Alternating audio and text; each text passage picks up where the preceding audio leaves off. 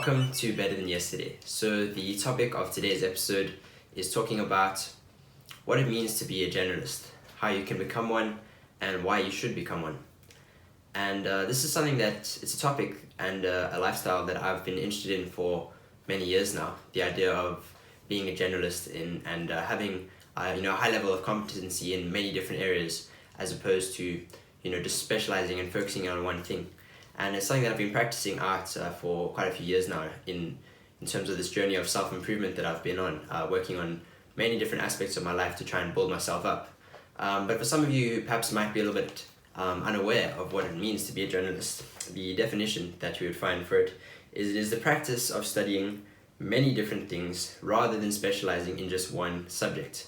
So it's a term that sometimes is used in the medical field. For example, if you're a doctor and you decide to just become a general practitioner and you start to study a little bit of everything, and you are generally good at many things, but you don't specialize in perhaps doing one specific type of surgery or whatever it is that the doctors are getting up to.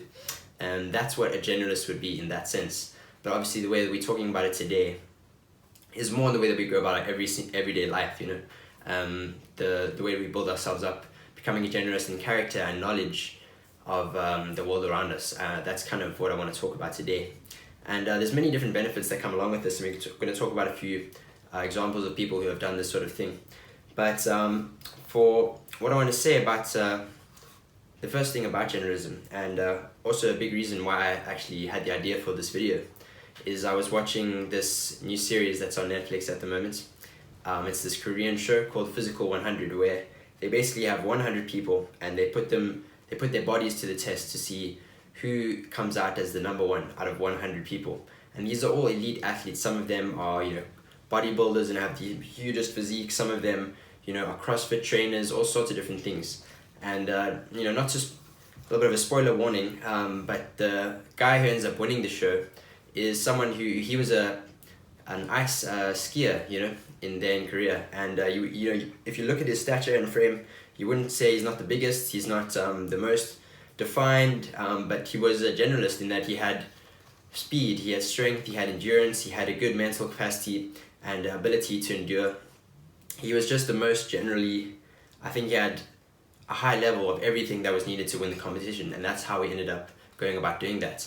And you can see how having a high level of, or a good level, let's say, of competence in many different areas allows you to become a very valuable asset.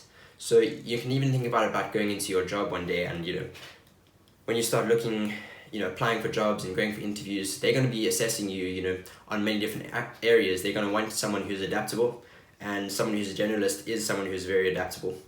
They're going to want someone who is not only just going to provide them some upsides in a very specific area. Sometimes, for example, like I said, in medical practices, you need someone who's very specialized.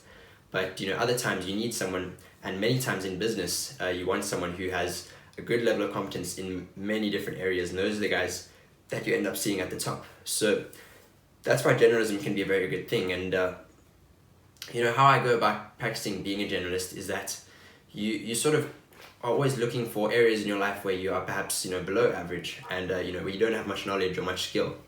So it can be, for example, being someone who is fit and goes to the gym, works out, but then someone who's also, like I said, who has maybe a good running fitness. They can go through, if you need to run a bunch of kilometers to get somewhere and you didn't have any other means of getting there, you've got the fitness to do that. If you need to go on a hike, you can do that. You've got like a general level of fitness, whether it's in strength, endurance, all those things that I just mentioned.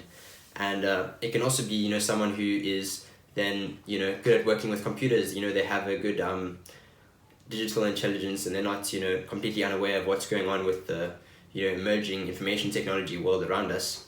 And then you also have someone who reads a lot of books. This can all be you. And that's kind of what I'm trying to say, is that you can be this person that builds themselves up to a good level in many different areas. So you can have a good emotional intelligence because you spend time working on your character and self-reflecting.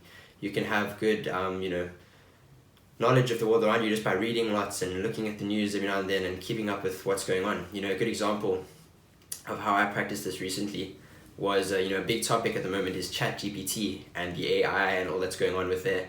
And it's not, AI is not something I've ever really spent much time doing research into before.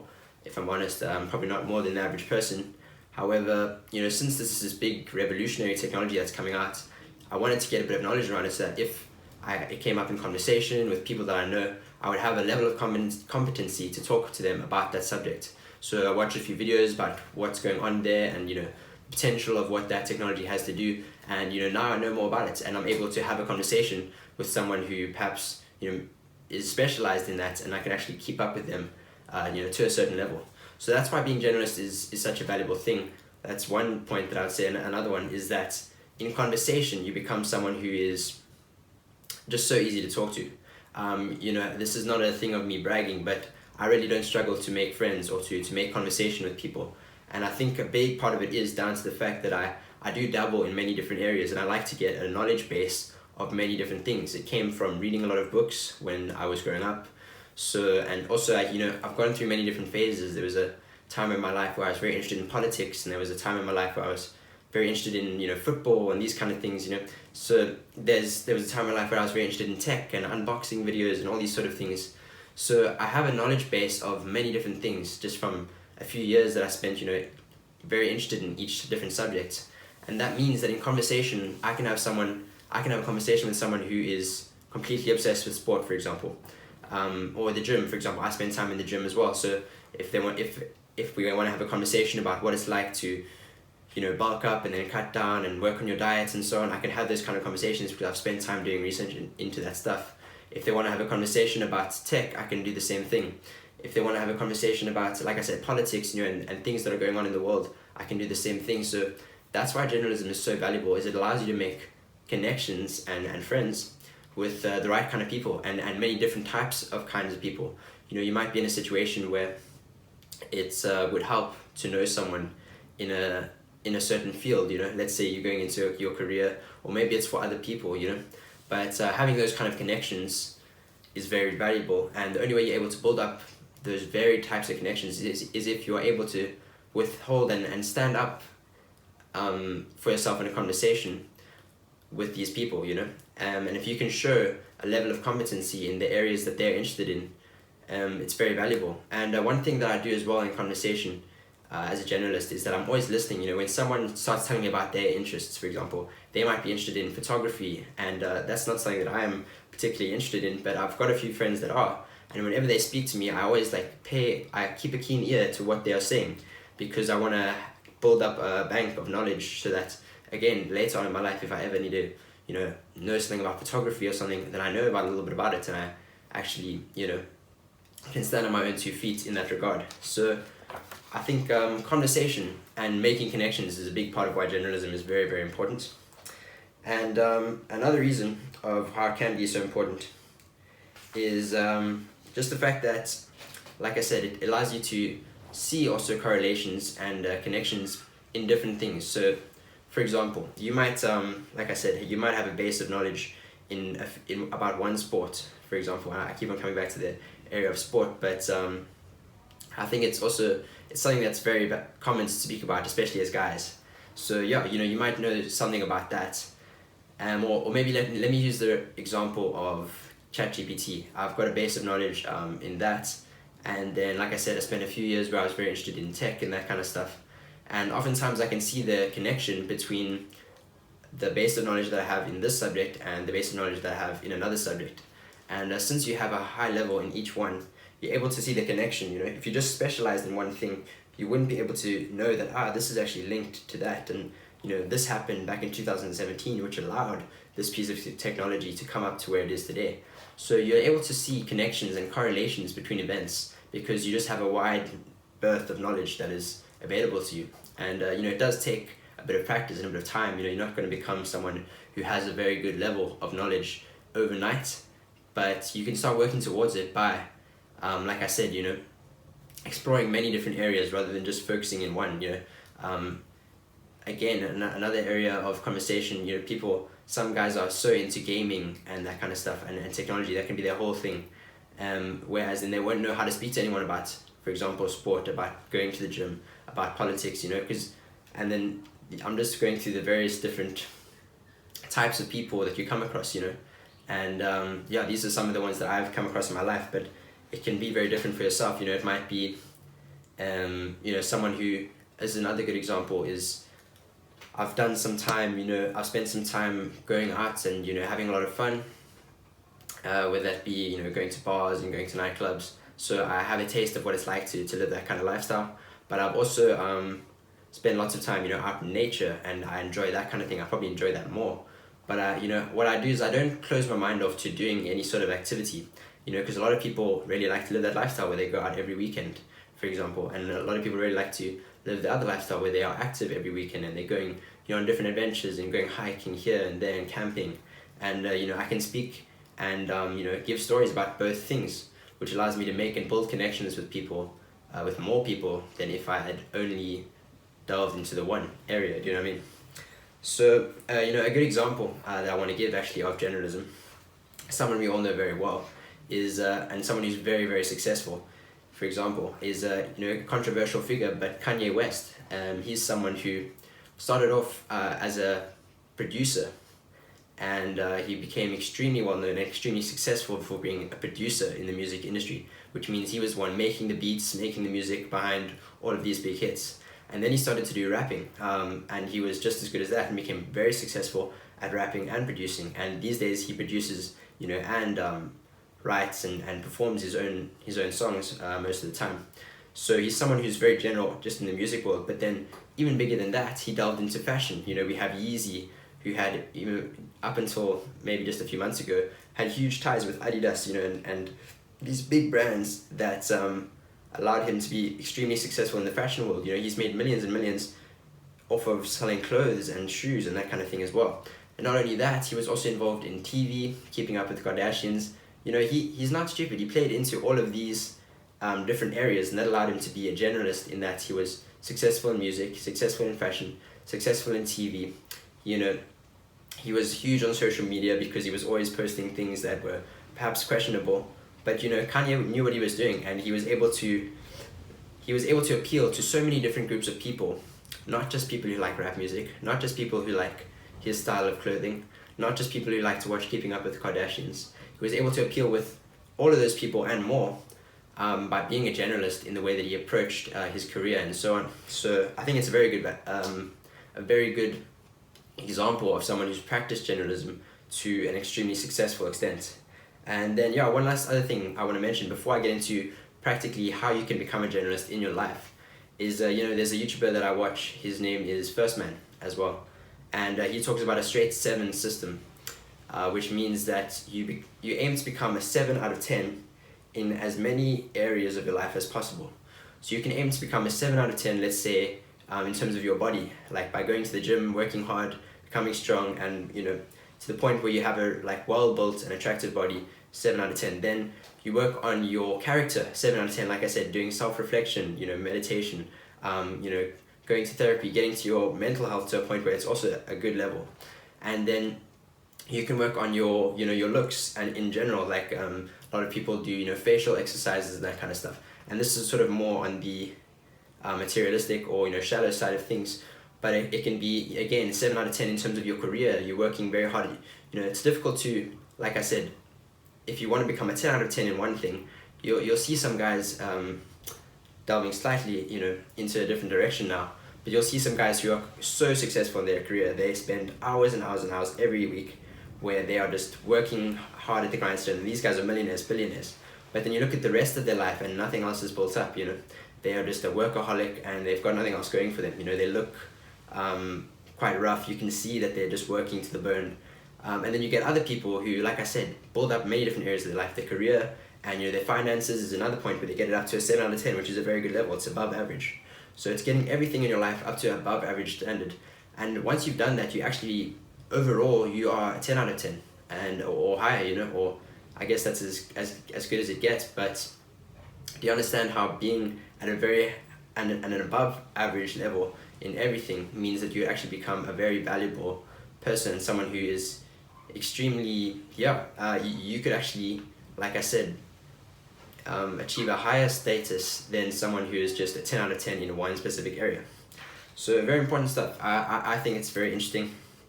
And I I've been wording myself in the right ways here on why I think you should become a generalist, and let me know, how you've been practicing this out in your life. And if this is the first time you've been hearing about this, then I just want to give you guys a few more pieces of advice on just how you can practically go about becoming a generalist in your own life. So the first one would be, the first step that you can take like right now to become a generalist is to just say yes to more opportunities. So if you are given the opportunity to go quad biking somewhere, for example, take that opportunity. Sometimes you can win competitions.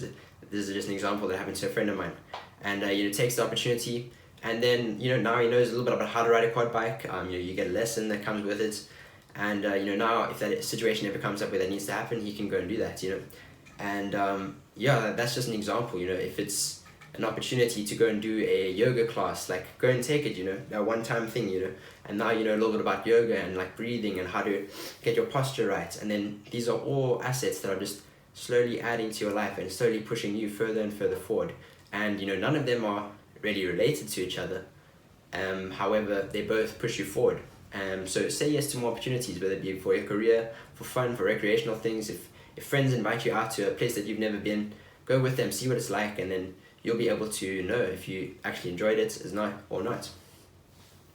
Another thing that's very important, so like I said earlier with that ChatGPT example, is what you should do when you start going about learning about new areas and different things is just learn the language. So learn some of the things that are key concepts about this idea. So for myself, I watched videos that really just explained and did a bit of research and read articles on things that just explain the key concepts of ChatGPT, because like I said, if I wanted to become someone who knew everything about it, and wanted to maybe pursue working with that kind of AI, then maybe I would spend hours and hours and hours studying every little detail about it. But I just wanted a general idea so that I had a level of competence in that area. So what I did was just research the key concepts of that topic. And it's important to do the same for all of these things that you're delving in. If you just have a good base of knowledge in terms of the key concepts and you're able to speak the language, like I said, if you're speaking to someone who is interested in technology, you can throw out these key words that they'll be like, oh, this guy knows what he's talking about, or this girl knows what she's talking about. So it's very valuable, very valuable. So learn some of the language, learn some of the key words and the key concepts that relate to these different areas. Like I said, whether it be sports, physique, your career, recreational and pastimes. These things are all part of it, and this is how generalism can apply into all of those different areas. So the final thing is just get on self-improvement. I think a big thing about being a generalist is that you're always working to improve in a certain area. So you might get up to a good base level of knowledge in one area. Great, now you're able to have conversations, make connections, and actually, like I said, be competent in that space. That's wonderful. But now, once that's built up to this level, you want to bring this other area up to the same level. And then once you're done with that, you want to bring this one all the way up there as well. So you want to start building up in as many areas as possible to become a generalist. And self-improvement is probably your best tool for doing that, because self-improvement always pushes you to self-analyze, look at yourself. Where am I perhaps weak in some areas, and how can I improve on those areas to become, a good example is that 7 out of 10 in as many different areas as possible, which actually leads to you being an overall 10 out of 10 as a human being. So those are my tips on becoming generalist, and this is something that I have been practicing, but I think what really inspired me was watching that show where, this guy was just able to beat people who are way bigger than him, and people who had more years in the game, by just being a generalist and being generally good at everything that was needed to win the competition. So this is just something that inspired me, and I hope this video has been of interest to you. And if you did enjoy it, please consider liking this video and subscribing to this channel, Better Than Yesterday, where we are just passionate about having these kind of conversations, talking about how to become better than the person you were yesterday.